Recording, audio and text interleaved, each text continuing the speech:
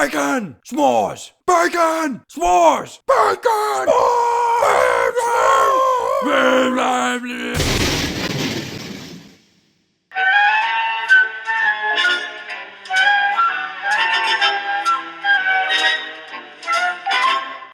Hey guys, and welcome to another week of stop motion animation with me, Mike Alonska. Today, I'm going to show you guys how to build a practice animation set and mount the wire armature we made last week to the floor. So to make our set, we're going to need a few things.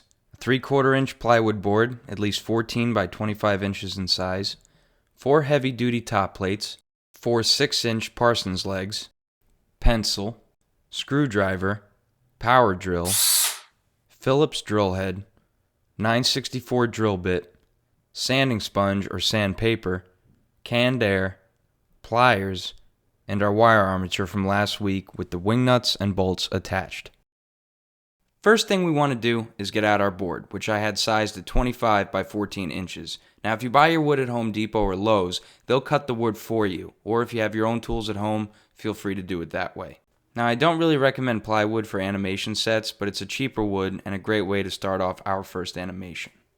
Next, let's take out our heavy duty top plates. They're a triangle shape that comes with 5 screws and will be used to grip our Parsons legs. We want to attach one plate to each corner on the bottom of our board. I recommend leaving about a centimeter between the edges. Easiest way to attach these is to first use the pencil to mark the center of each plate hole. Use your drill bit to start off your hole, only really poking the surface of the wood. Next, bring the plate back and use the screwdriver to start inserting the screws. Finish off by using your Phillips drill head for a faster and more secure attachment. Once you've done that, apply the other plates to the remaining corners.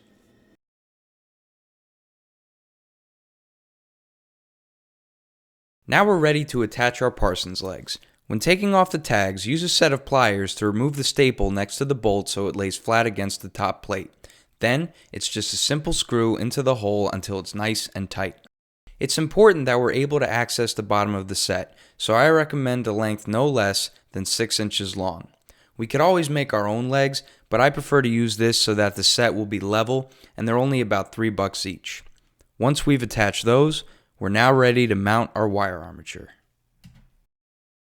As you might remember, I had us use 632 bolts and wing nuts to connect our hex nuts. It's time to put those to use. When animating with an armature, the figure is almost always attached to the floor with a type of nut and bolt rig. Let's start by determining where we first want our armature to stand by marking a spot with our pencil under the feet. Then we want to use a drill bit slightly larger than our bolt size to drill our holes completely through the floor. I chose size 964 to go with our 632 bolt. Always have a sand sponge or sandpaper nearby to smooth out the hole not just on top, but on the bottom to avoid splinters. Another thing I like to keep on hand is some canned air to blow out the wood shavings safely without disrupting the set.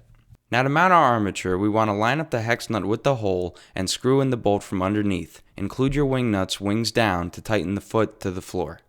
Every time your armature takes a step, we repeat this process of drilling and screwing again and again. So it's also important to put your set on a stable table when animating, definitely not like the table I'm using. And there you have it, your practice board with your armature ready to be animated.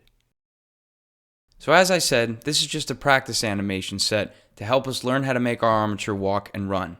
But here's a quick preview of future sets we're going to make. Here's an example of a small set I made for my show.